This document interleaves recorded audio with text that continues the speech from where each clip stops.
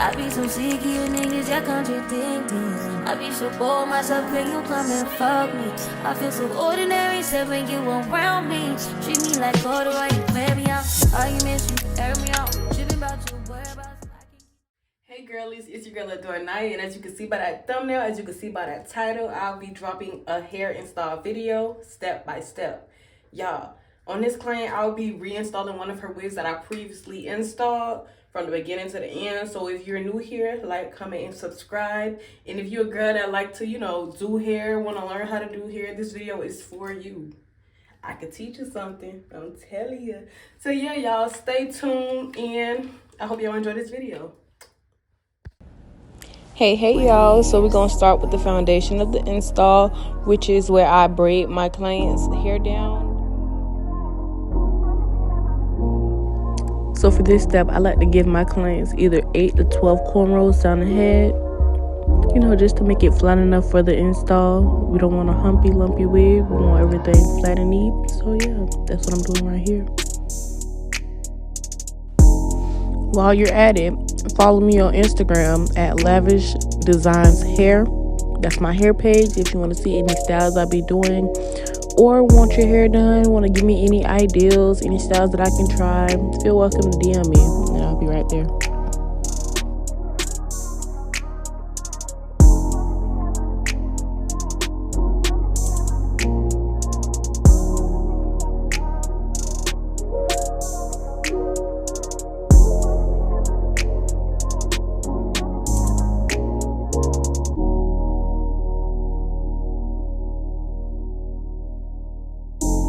The braiding down process usually takes me around 10 to 15 minutes to do.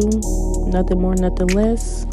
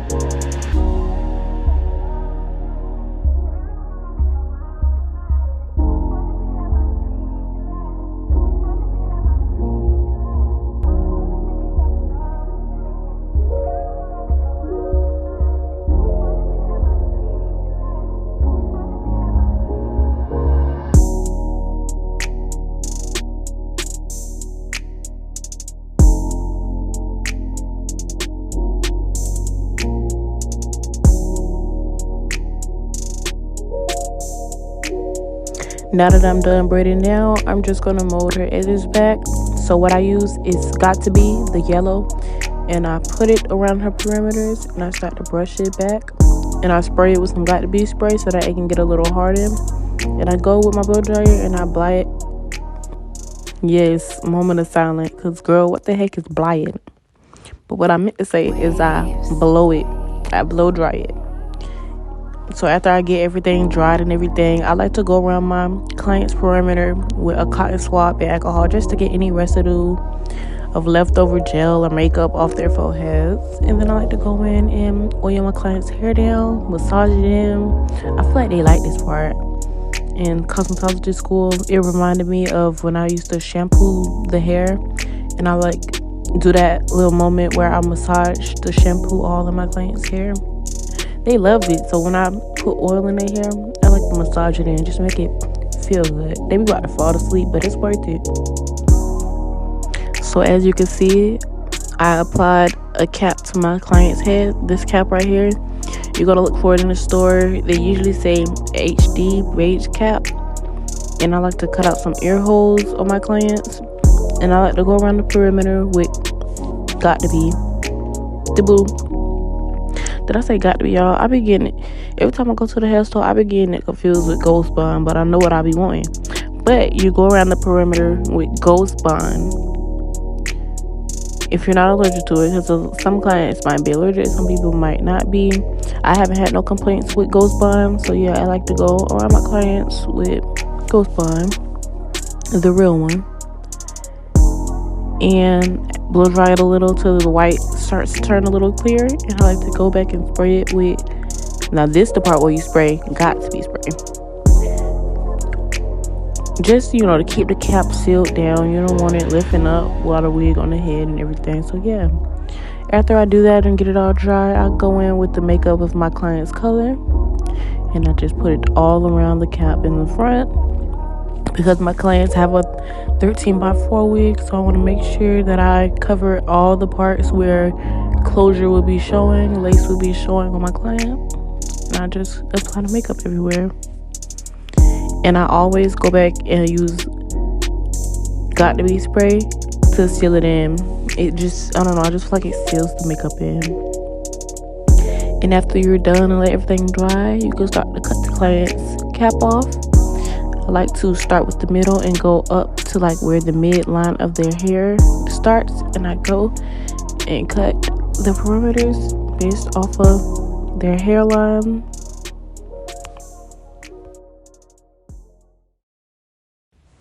Just to make sure the cap is all the way down, I like to go and spray Got to Be spray on the perimeters after I cut it, so that the pieces doesn't lift up and they stay flat down to the client's head.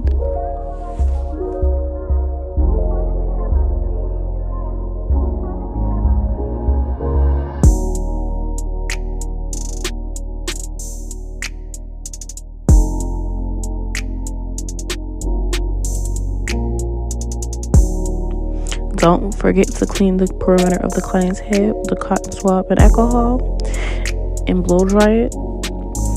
This step right here I found from another stylist, where she cut the cap in the back and she tie it tight. It's like it holds the caps down without having to sew it down. So yeah, I either sew the cap down or I tie it tight and I tuck it underneath the braid, and it just like it holds the cap, like the cap never moves. For my reinstalls, I like to put my wigs on my mannequin head, and I like to hot comb all the baby hairs back out the way with my wax stick and Got to Be spray, just so that when I install it on my client, none of the flyaways of the hair is getting into my way when I put the glue on the client's hair. So yeah, if you hot comb it back before putting it on the actual head, it'll really like save you some time. Now I'm gonna go in with my Ghost Blind glue. I like to do 3 layers of the glue, and I like to do for each layer, dry it until it's like almost a clearish white color. And after each layer is dried a little, that's when I go back in on my second layer. So yeah, this glue usually lasts a good amount of time for my client, especially when they take care of their hair and everything. Really, only thing that they might want refits is their edges or something like that, but everything else, their wig don't move.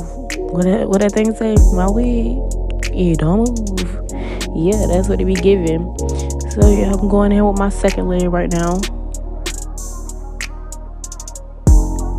just smearing it all around. I like to go back on the hairline a little, just so that the cap can fully be held down. And I blow dry it, and y'all see how I'm blow drying it and it's turning into like that whitish clearish. That's what you want to see.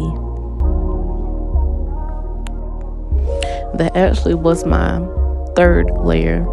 I did the second one off camera, but now the gluing the wig part down, I like to do ear to ear, just so that I can make sure that the wig is not over the client's ears, because sometimes that be hurting them and making them want to like lift it off the ear, and it makes the wig come up. So I like to do ear to ear so I can see if I need to cut any extra lace off around the ears, just so it can be comfortable for my client. And when it's a reinstall, I like to cut out a few baby hairs in the front, just so that after I mold the hair and everything down, I cut that extra hairline off, just so it can provide new lace to the front. Like, you know, when you use, or what I want to say,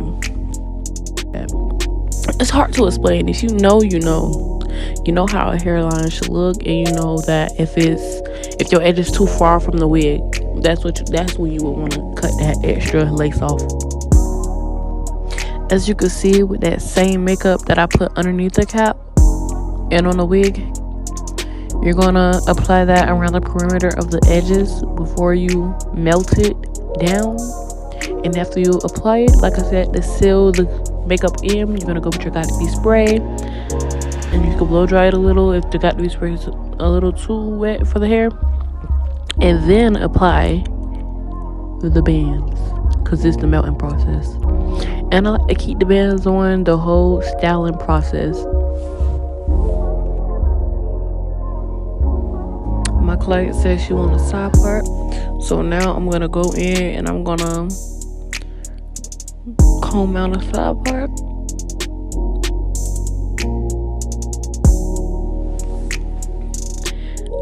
My client has a 13x4, like I said, so I can't do a deep side part, but I still like to give my clients what they want. So I'm gonna curve out a side part, and it's still gonna look nice. It just depends on how you curve the hairline when you're trying to comb out the side part. And then I like to go in and mold my client's hair all down. Just mold everything down before I get to curling or straightening the client's hair based off of what they want.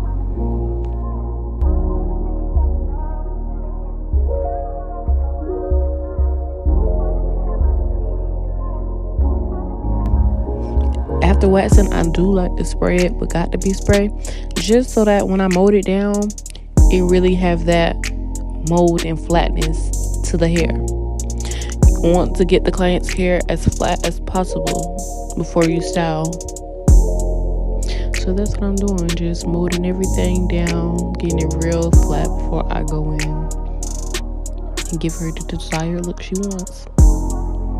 Which all she wanted right now is something simple and straight, because she's gonna come back to get curls for her birthday. So yeah, I'm just gonna do the simple style and straighten it and everything.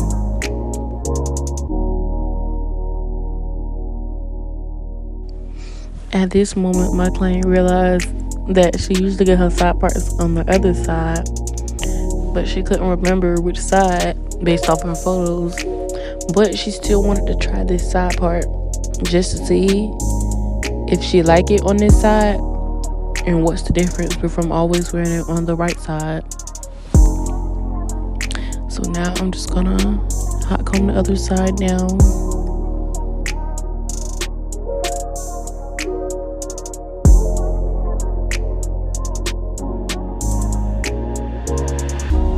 One thing about me, y'all, I love me a side part. I love me a deep side part. Like, y'all in the comments, are you a side part girl or are you a middle part? I don't know, I just feel like the side part eats. It always, when I think of a side part, I think of that bang effect in your face. Like, I love hair in my face, especially when you have some layered curls. Like, y'all, if you don't play in your hair, you wouldn't understand why side parts are the thing. I'm telling you. So as you can see right now, I'm currently molding her side part down, making it real flat. See how I molded that side part? That it don't even look bad, even though it's a not no deep side part, but it still worked out. And you remember I told you about cutting that excess lace? That's what I'm doing right now. I just cut it off, and it still made the hairline look nice.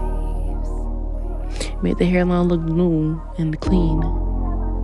And let me show you one more time. Just look at the lace. You see how it looks after cutting it off? Nice. So then I like to go in and I oil my client's hair before I apply the heat. I like to put the heat resistant spray on the hair and a little oil so that the hair can get as flat as possible when straightening it or styling it.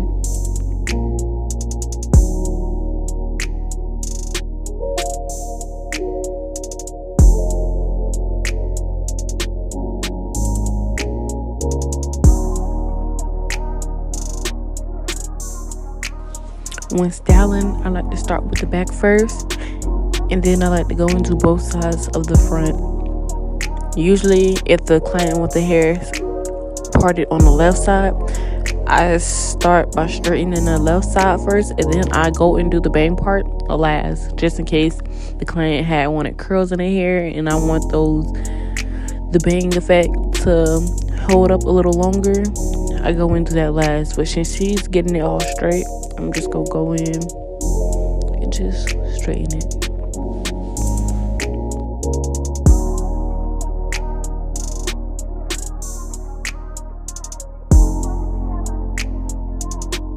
Yes, look how straight that oil got the hair. Like, nice.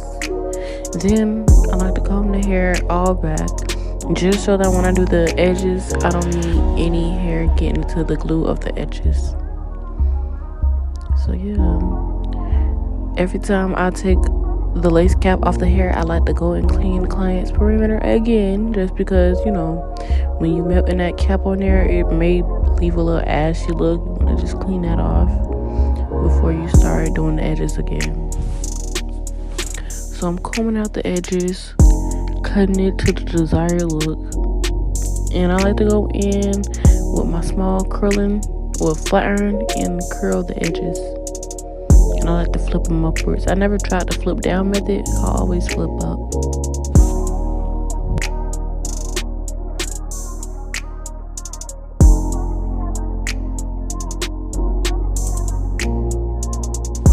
If I see any parts that I feel like not glued down all the way, I do like to go back and make sure I glue that part down. You don't want to just ignore it and start doing the edges because the wig won't last. So yeah, go back and fix those little parts that you maybe looked over. Like, just look over it twice. You want to make sure the wig is all the way flat and laid before you start doing any other step. So now this is the edges. I use the black Got To Be gel and mousse, the Nairobi. Well, really, you can use any type of mousse. I use the Nairobi specifically, and I apply a little bit of the gel, and then I go in with the mousse, and it just helps me. I used to struggle so bad with baby hair.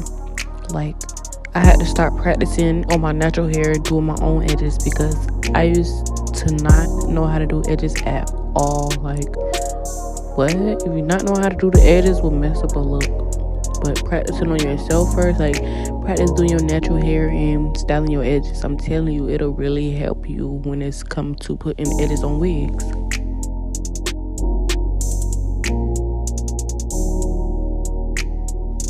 Yes, my client is loving her hair already. So now I like to go in with that same makeup and just outline the hairline, just to make it pop more, give it that definition. And don't forget to clean around the perimeters. And this is the final look. Tell me how I did. Yes.